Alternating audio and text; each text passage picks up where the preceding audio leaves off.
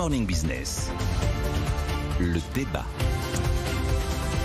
Avec cette question ce matin, Nicolas, comment expliquer son déclin dans les sondages à la candidate LR quand on regarde le contenu de son programme économique? C'est assez inexplicable. Parce qu'en fait, il n'y a rien d'extraordinaire dans le programme économique de Valérie Pécresse. Il n'y a rien d'extravagant non plus. C'est assez classique. Puis elle est quand même la seule à éviter un programme Père Noël qui rase gratis à tous les niveaux. J'ai regardé objectivement. C'est de la bonne social-démocratie un petit peu universelle. Vous n'avez pas d'effet waouh. Mais vous n'avez pas non plus de mesures infinançables. Il y a la hausse du salaire net, qui a été d'ailleurs revue à la baisse parce qu'elle n'était pas gérable à hauteur de 10% comme prévu au début.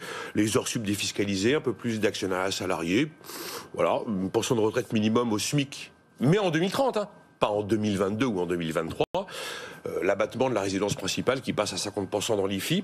Elle assume finalement une forme de continuité dans la politique de l'offre. Là non plus, vous n'avez rien d'extraordinaire, mais que des choses, j'ai envie de dire, un petit peu de bon sens. Allez, on va continuer sur les impôts de production. On ne va pas en mettre moins 50 milliards, non, on va en mettre moins 10 milliards. Relativement normal. Crédit d'impôt recherche recentré sur les PME, ça fait des années qu'on le dit, donc évidemment éviter les effets d'aubaine sur les grands groupes. Idem sur les grandes réformes, la retraite à 65 ans quand on est candidat les Républicains. Bon, c'est pas 67, évidemment c'est pas non plus 63, c'est un peu attendu, c'est un peu classique, c'est un peu inévitable, tout le monde le sait. Donc j'ai envie de dire qu'il y a un côté un peu universel dans les réformes à mener. Poursuite de la réforme de l'assurance chômage, tous les pays qui ont réussi à maîtriser leurs dépenses publiques à un jour ou l'autre ont effectivement vraiment réformé l'assurance chômage. Un point particulier sur le logement, elle est probablement l'une des seules à avoir des propositions aussi abouties sur le logement. Alors elle ne va pas jusqu'à remettre en cause le pouvoir absolu des maires sur la délivrance du foncier. Enfin, elle a quand même toute une série de propositions sur le logement qui est un terrain qui a été laissé vraiment en jachère par la plupart des candidats, de la même manière que le numérique a été très très largement oublié et qu'on s'est souvenu dans les dernières semaines de campagne que l'école était un sujet et qu'il fallait peut-être s'en préoccuper. Mais objectivement, elle est aujourd'hui la seule à essayer de proposer un début de réforme de l'État. Alors évidemment, annoncer la réforme de l'État, vous savez, le comité de la hache, c'est une formule qui fonctionne assez bien quand on est en campagne. Ça va être bien sûr beaucoup plus difficile à assumer qu'à annoncer. Ça a été maintes fois proposé, hein, des réformes de l'État sous différents acronymes.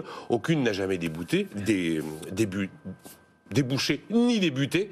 Mais voilà, objectivement, elle est la seule à avoir ce souci quand même un petit peu du programme qui tient la route sur le financement. Alors moi, j'en tire finalement 3 conclusions. La crédibilité, la faisabilité des mesures promises par les candidats, objectivement, tout le monde s'en fout. Ouais. Si c'est infaisable, c'est pas grave. Il faut juste que ça donne envie. Après, le financement d'un programme, c'est vraiment le truc d'expert. C'est hyper rabat-joie, c'est vrai. Prendre une mesure, elle coûte combien, il y a combien en face, comment ça va s'équilibrer.